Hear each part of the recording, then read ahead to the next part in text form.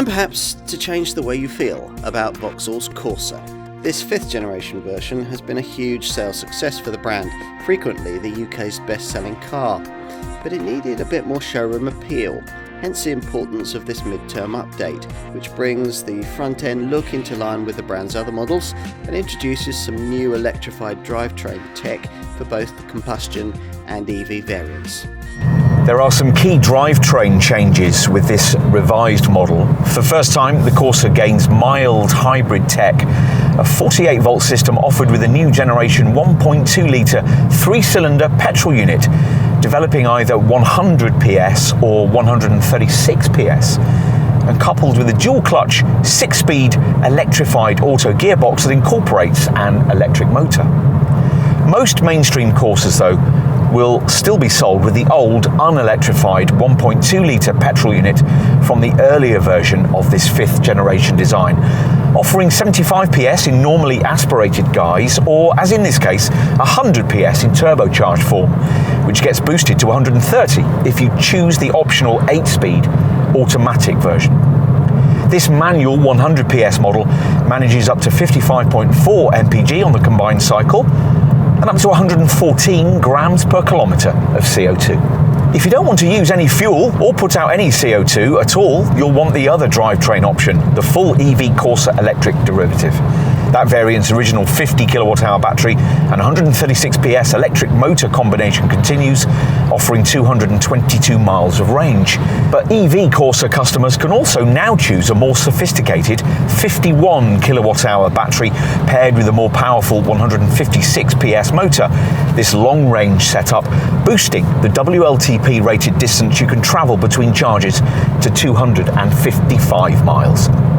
Expect moderately rapid performance with 62 miles an hour dispatched in under 9 seconds, but bear in mind that the Corsa Electric is around 350 kilos heavier than the ordinary version. Otherwise, things are as before with this Mark V Corsa's drive dynamics. These haven't been tuned specifically to British roads, as the brand has very effectively done with some previous generation Corsa models, but that wasn't possible with this French-engineered Corsa F design. Something evidenced, for example, by the way the slightly over-light steering hasn't been tweaked for the twistier, more challenging tarmac common in our market, as previously it might usually have been. Avoid base trim and you get a sport button to firm the helm responses up a bit, a mode that at the same time adds a sportier note to the exhaust.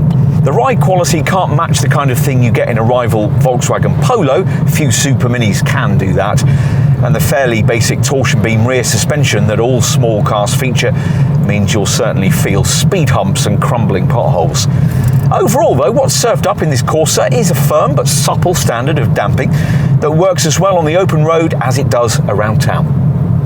Some mid-term model updates often seem a bit half-hearted, but this one genuinely meets the brief, which was to give this 5th generation Corsa a bit of extra much-needed visual character. The rather apologetic looks of the original version didn't seem to put many customers off, but you can't help thinking that this Vauxhall might have done better still if it had looked like this back in 2019. As before, there are short overhangs, quite an upright screen, and this 5-door only body shape.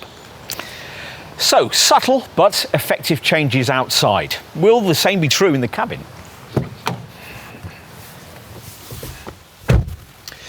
Well, pretty much, yes. The key difference is this new 10-inch Qualcomm Snapdragon centre touchscreen.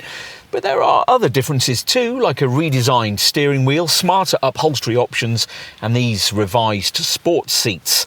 As before, the oversized Vauxhall gear knob is something we could do without, and the pedal box is tighter than we'd ideally like, but generally it's all ergonomically very sound.